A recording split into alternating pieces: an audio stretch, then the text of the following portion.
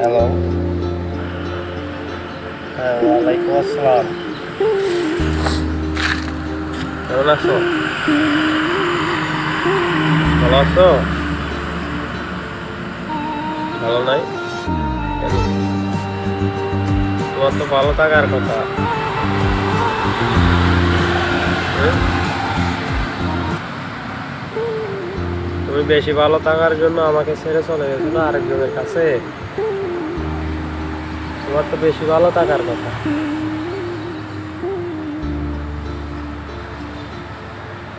ভালো নাই? শুনো, একটা কথা বলি তোমারে। জীবনে যদি একটা কথা চিন্তা করো যে কারো মনে কষ্ট দিয়ে যদি আমি সুখী হতে পারবো, এটা সম্পূর্ণ ভুল ধারণা। কারণ উপরে একজন আছে না, বিচার করার লোক, বিচার করার মানুষ, কত বিচার করে। তোমার একটা কথা বলি, আমি তোমার জন্য কি না করলাম। নিজের মা বাপ ছাইরা শহরে এলাম, কাজ করবেন নাই, চাকরি করবেন নাই। তুমি শেষ পর্যন্ত আরেকটা ছেলের হাত ধরে চলে গেলা। এটা কি হইলো?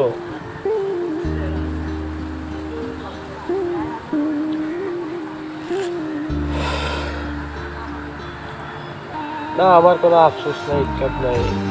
কারণ তুমি তো এখন তো আমি বিয়া না করার আগে চলে গেছে, কিন্তু তোমার যদি বিয়া করার পরে তুমি যদি চলে যেতা, তখন তো আমার কষ্টটা আরো বেশি লাগতো। আল্লাহ যা করে তা ভালোর জন্য করে, আমি এটা মনে করি। তুমি যে আমাকে বোন দাও, তোমার স্বামী কিছু বলবে না? না, আমি চাই না তোমার সংসারে জন্ম হয়, সেজন্য তোমার কাছে দূরে থাকি। আমি একটা সময় তোমার মিস কল কবে আসবে সেই ফোনটার আশায় থাকতাম, কিন্তু এই সময় আমার প্রশ্নই আসে না।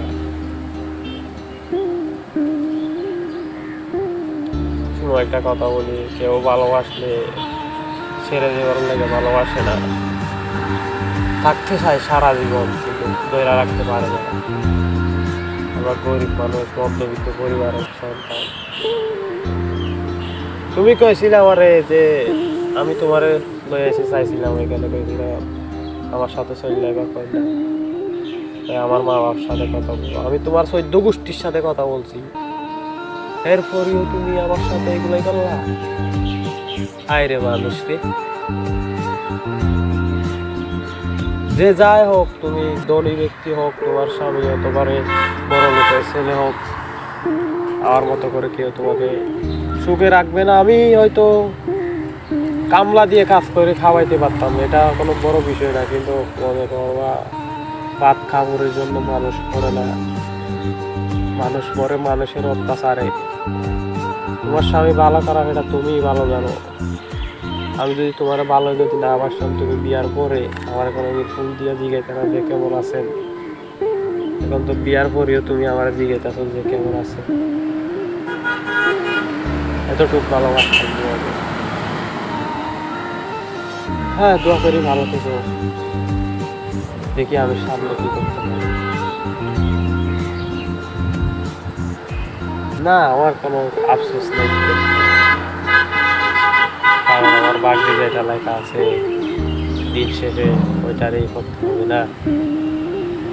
হ্যাঁ, না, তারপরে মানুষের মনে একটা আফসোস থাকা যায়, এটা হলো হায় রে মার যারে মন থেকে ভালোবাসতাম তারে পাইলাম না, এটা একটা আফসোস থাকতে পারে আর কি। আর কিছু না, আর কিছু না।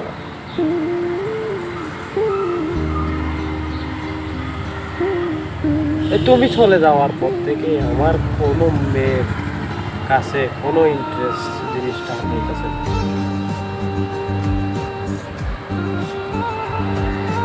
সম্পূর্ণ শেষ হয়ে গেছে। সম্পূর্ণ আমার দুর্বল করে দিচ্ছে। মেয়েদেরকে একটু বিশ্বাস করবো, এই জিনিসটাও এখন আমার কাছে নেই।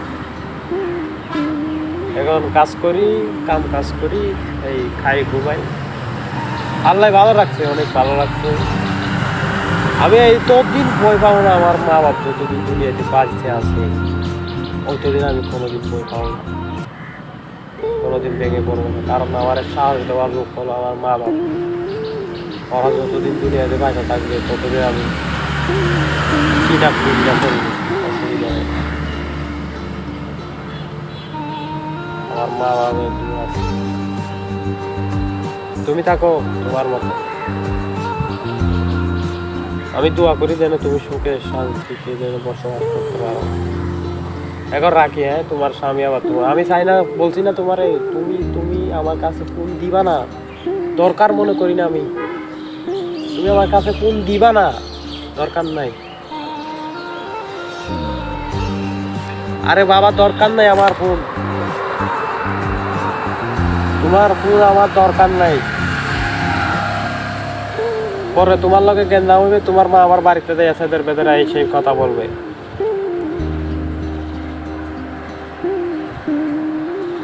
বুঝো না? এগুলো আমার পছন্দ না। বিয়ে তো হইতে হইতে, মানুষের জীবনে বিয়ে একবারই হয়।